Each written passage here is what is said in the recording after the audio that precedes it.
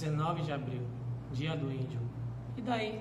Quem liga pra isso? Cuspam nos índios, limpem os pés neles. Índio não é brasileiro, não é de lugar nenhum. Acabem com todos eles, em nome da decadência, do bom senso e do progresso do Arranquem país. esses parasitas da terra onde se Ainda amontou. tem índio nesse país? Já não bastam todos os demais problemas Índio sérios? não é nada, não serve pra nada, é menos que bicho. Cuspam nos parasitas da terra em nome dos pés neles. Parem!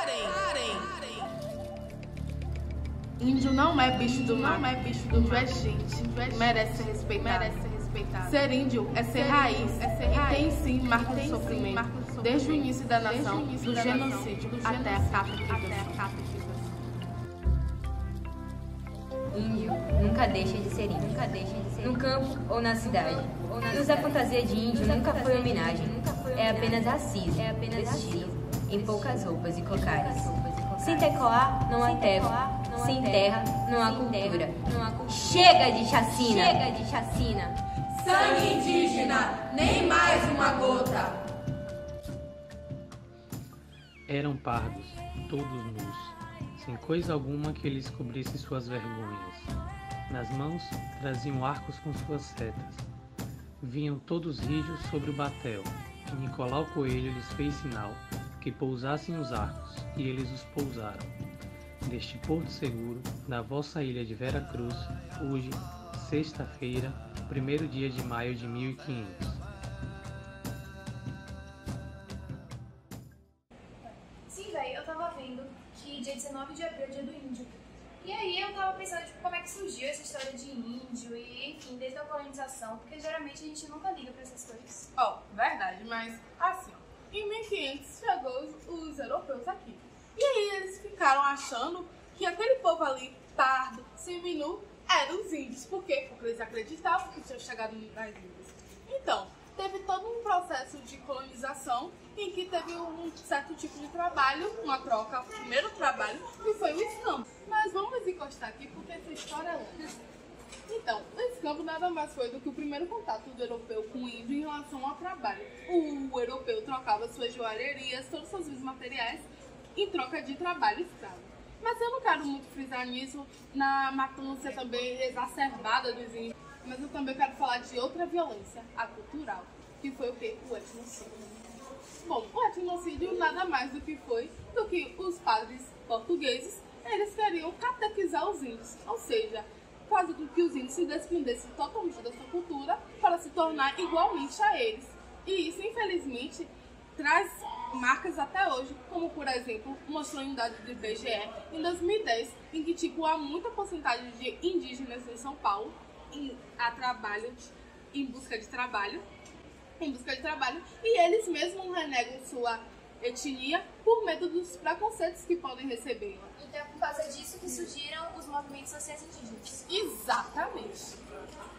A luta pela garantia dos direitos de povos indígenas se confunde com a própria história americana, trazendo à tona questões socioambientais e humanitárias que ainda precisam ser discutidas. O marco do movimento indígena data de 1940, no México, momento em que foi realizado o primeiro Congresso Indigenista Americano, Convenção de Pátzcuaro, com o objetivo de criar e discutir políticas que pudessem zelar pelos índios na América. Porém, no Brasil, começaria a se manifestar de maneira mais organizada apenas na década de 70, tendo em vista a necessidade de proteção de terras em relação à política expansionista da ditadura militar.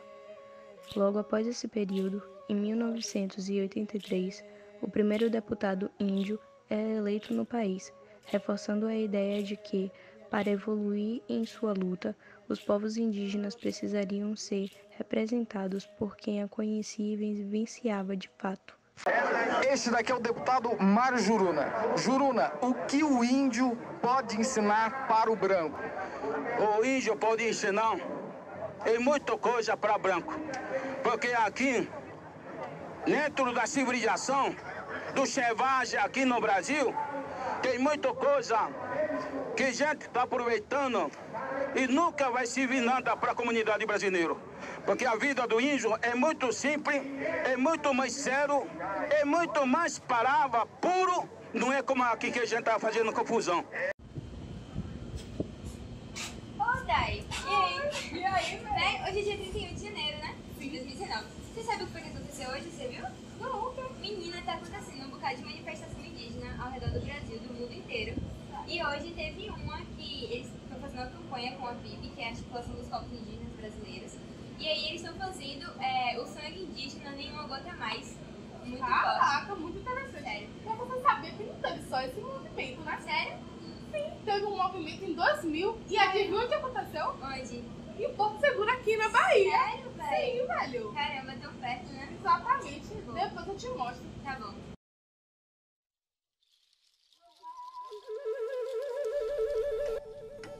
Nós somos um pessoal reprimido pelos não índios, pelos empresários fortes, pelos latifundiários que querem ser donos das nossas terras.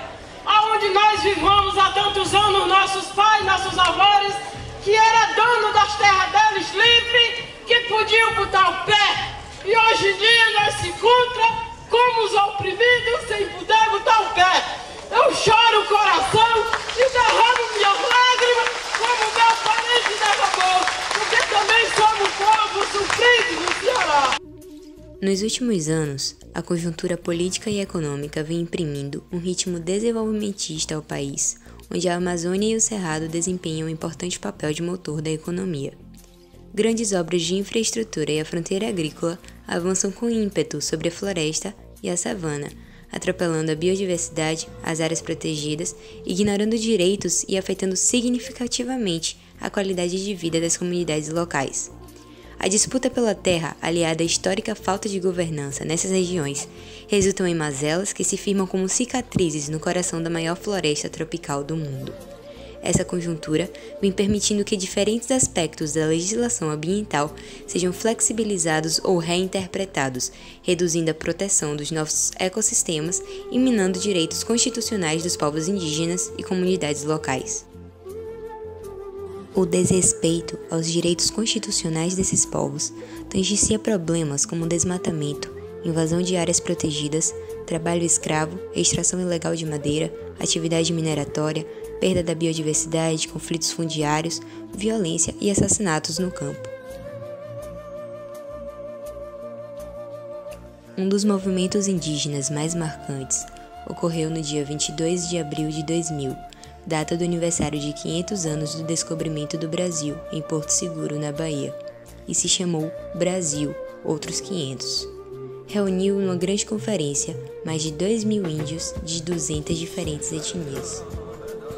O objetivo da marcha era de impedir a celebração da cerimônia católica, com um representante do Vaticano, um grau abaixo do Papa, que celebrava os 500 anos de catolicismo no Brasil e seus festejos.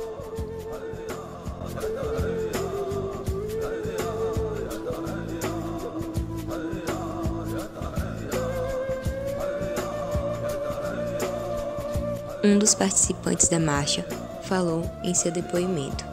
Depois de horas caminhando de volta à Coroa Vermelha, fomos abordados por militares e colocados em ônibus de viagem com destino ao Rio de Janeiro, sem paradas. Ou seja, fomos expulsos da Bahia pelo governo de Antônio Carlos Magalhães.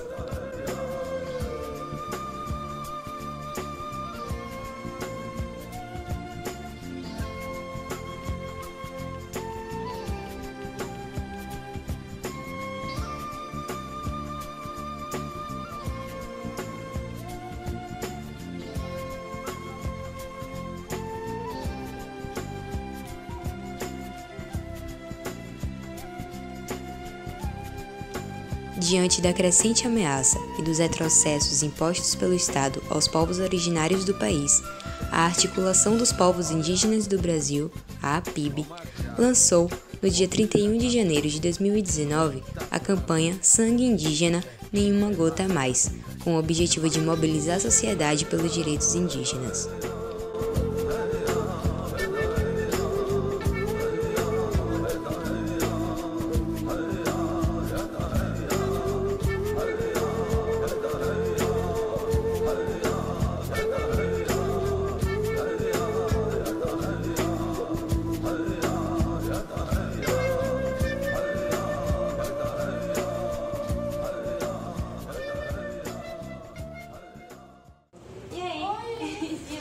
Tá estudando sociologia, né? Tem prova semana que vem. Ah, meu Deus. Me ajuda. Eu tô com um bocado de dúvida. Tipo, eu vi que os movimentos sociais, eles são divididos em 4 partes, né? Isso. São, basicamente, são as teorias, as identidades, os agentes e as agendas. Ah, saquei. Aí eu tava lendo umas coisas sobre o movimento indígena. Aí eu fiquei muito em dúvida sobre o que era cada coisa. Tipo, qual a identidade. Eu vou começar pela identidade, que é o mais fácil. A identidade é basicamente quem faz os movimentos, ou seja, os próprios índios. Entendi, faz muito sentido. E a teoria, no caso? A teoria são várias que podem explicar, mas em relação ao movimento indígena tem duas, que são as de resistência e as culturais. Na América Latina deste novo século, XXI, os indígenas estão ressurgindo no cenário das lutas e movimentos sociais, especialmente no Brasil. O movimento social indígena se intitula, como o próprio nome já diz, por um movimento idealizado por índios. Tal movimento se encaixa em duas teorias explicativas, a dos eixos culturais e a teoria da capacidade de resistência. A forma de atuação dessas duas teorias pode ser explicada com base em suas agendas. No âmbito da resistência, eles vêm lutando desde os séculos passados pela redistribuição de terras e contra a persistência de ideias colonizadoras europeias que ainda hoje os rotulam negativamente. Porém, essas lutas vêm assumindo uma nova forma de caráter através do âmbito cultural. Neste, os índios reivindicam direitos de pertencimentos identitários, por meio da busca pela preservação de sua cultura e de seu modo de vida, a exemplo da religião e da escolarização na própria cultura e na própria língua.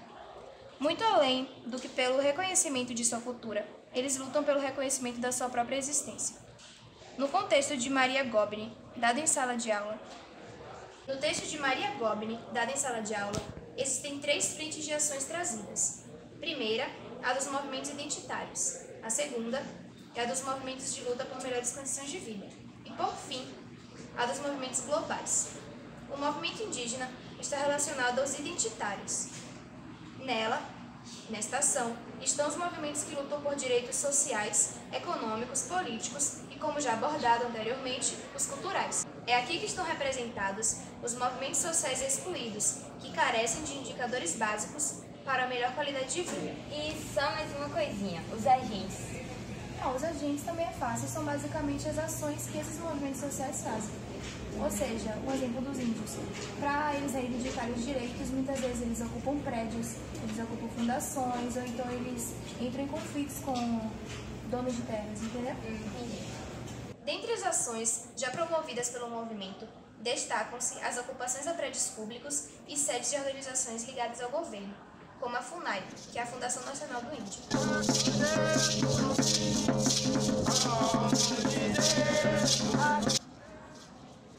E agora, após os anos 2000, o movimento se tornou muito ativo na política brasileira, ao participar da elaboração de projetos de lei, na criação também de ONGs e também ao se fazer presente em votações importantes no Congresso Nacional.